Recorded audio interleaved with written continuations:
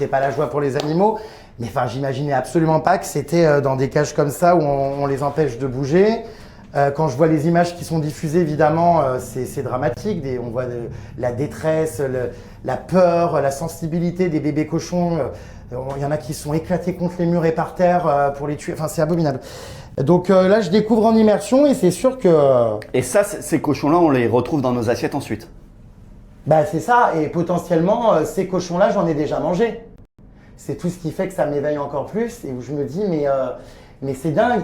Et voilà, moi j'assume encore une fois de ne pas être vegan ou de ne pas être végétarien et le message n'est pas de dire aux gens arrêtez la viande. C'est sûr que ce serait génial, hein, mais c'est surtout qu'en fait, si on consomme de la viande, on aimerait qu'en fait les animaux et les êtres vivants ne soient pas torturés et c'est ce que je découvre avec effroi. Franchement, les images là que je vois me terrifient, enfin, c'est abominable et ça me fait vraiment me poser de plus en plus de questions quant au fait évidemment de devenir vegan.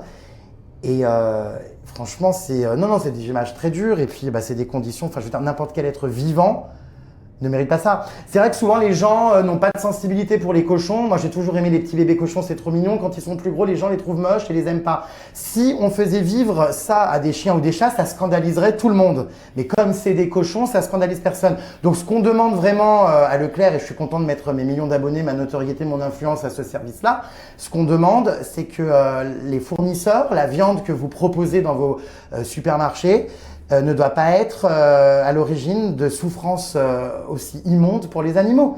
On a aussi des choses qui